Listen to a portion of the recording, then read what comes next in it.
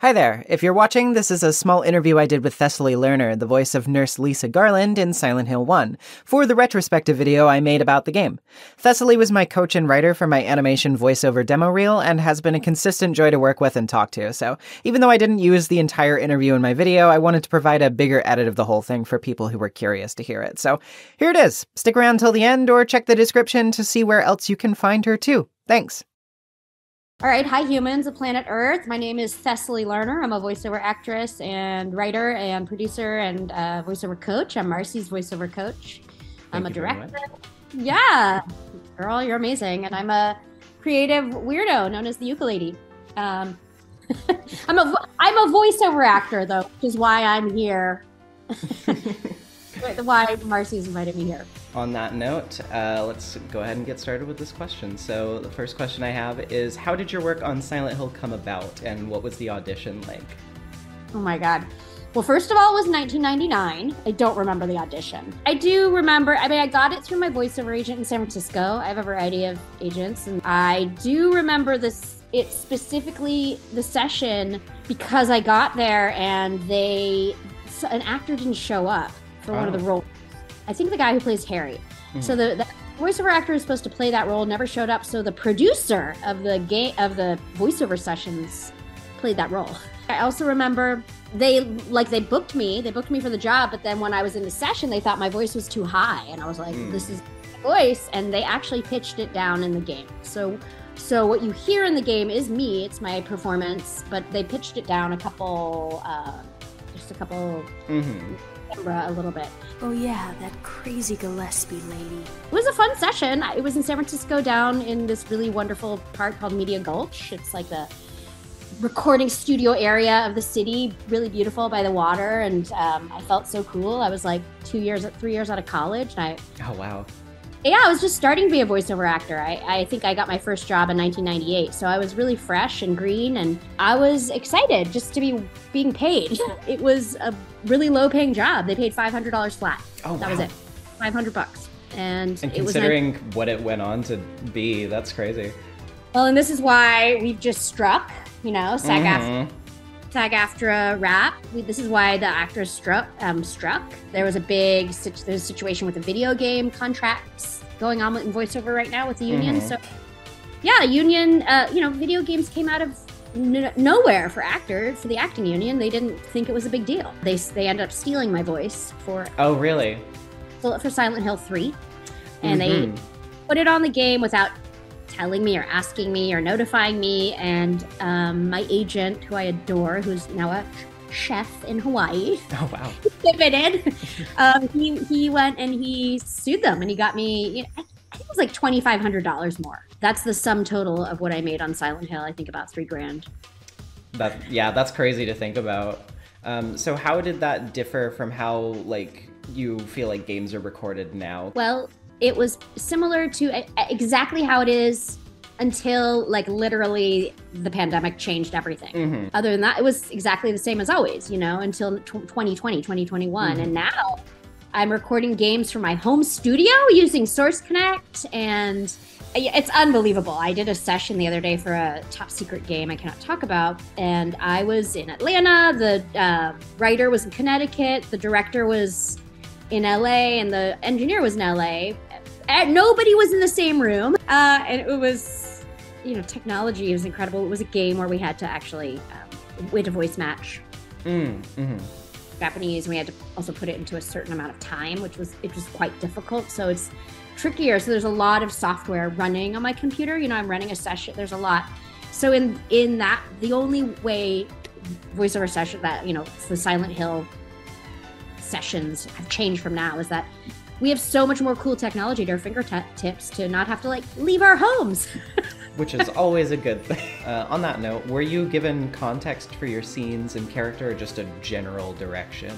Yeah, just general direction. I had no idea this was going to be the biggest game ever. I had no idea I was going to get fan mail forever, which is glorious. I love feeling like things I do make a difference in people's lives, even if it's just a video game. Yeah, I had no concept. It was just okay, now she's sad. Okay, now she's really angry. Now she's, realize she's a zombie. That was I don't think they knew that this was going to be the biggest hit of them. Yeah, because I mean, as far as I can tell, it definitely seems like the climate in development was just kind of like, we just want to do what we want to do. Like, corporate mandate be damned. Video games were enjoyed by people, but they're not this massive industry they are now. Mm-hmm. No big. That's why I was paid $500. It wasn't a big deal. On that note, I know, like, because I have read some like older interview stuff that you did before, and I know you hadn't at that time. But have you played Silent Hill since its release? I haven't. I don't play video games. I'm a child of the '80s, and I'm a Luddite. Like I didn't have email till after college. So, like, my brother, I have a little brother, and he played video games, Nintendo and whatever. I never did, and I still don't. I write screenplays, write cartoons and stuff. So I'm like always have a screen in my face, and to relax, I read paper.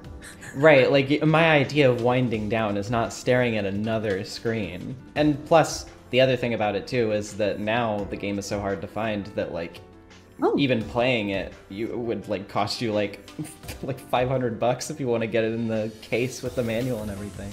Really? I didn't know that. They haven't reissued it? No, the first game hasn't been ported to like anything, unfortunately, except for like, I know it was on the PlayStation Store for a while digitally, but other than that, you know, they haven't like ported it to other consoles or anything. I actually did see a copy of it at my local game store here recently, and it was terribly expensive. Oh my God, I had no idea. So that's interesting to me. I had no idea. That's fascinating. Thanks for that. What do you think about Lisa as a character? She was a nice meaty role. You know, it was a nice meaty role to sink my teeth into.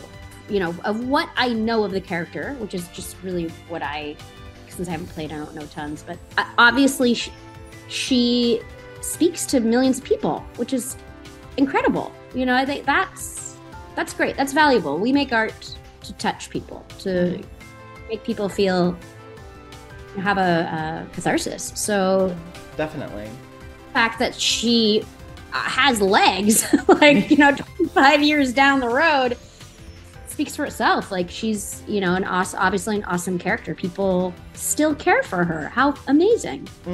And I would actually say, like, because, you know, I'm talking about this in the video, like, of all the characters in that game, I generally think, like, Lisa's probably my favorite, just because she's the most human feeling to me. She's the one that you sympathize with the most. You know, thank you. It's half script and certainly performance. Definitely. And I think the performance absolutely has to do with that. You feel bad for her when she's upset.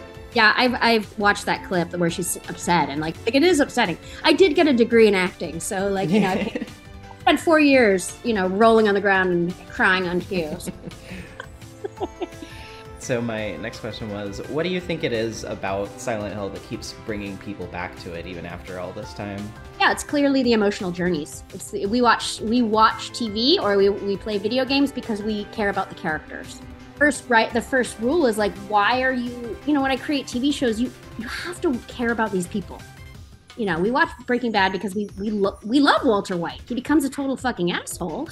We love him. It is sad for us to watch him, and it's a warning. And so that's what makes Silent Hill be popular still, is that people care about these characters. We care about these pretend people. Yeah, absolutely. With the Silent Hill brand being revived a bit recently with a couple like new projects and stuff going on, what would you like to see come from it in the future? I would love to be hired again. Yeah, absolutely. I think I myself am a person who has, you know, characters from shows or whatever that I love and would love to see return or whatever. I'm thinking Strangers with Candy or Ab Fab, right? Like these hilarious comedies, and I'm like, oh my God, if I could hang out with Amy Sedaris as Jerry Blank in Strangers with Candy, that'd be great. From what I gleaned from still getting fan mail and people reaching out about Lisa, Garland, and Silent Hill, obviously the fans, the people who love Silent Hill, love this character and love it enough to track me down. So, it would be great to be further involved in whatever storytelling there is to be told. All right. Well, I guess I can stop the recording because that's all the questions I had. Thank you so much for answering them. Thank you once again for watching, and to Thessaly for giving her time to speak with me about this. You can find her on YouTube at youtube.com/Thessaly Lerner, on TikTok at The Ukulele, on Instagram at The Ukulele and at The Ukulele Shorts, as well as her music on Spotify by searching The Ukulele and Kitten Tenders. And of course, I'll be putting my Silent Hill retrospective video on the end card here if you haven't checked it out yet and are just stumbling upon this. Thank you so much. Peace!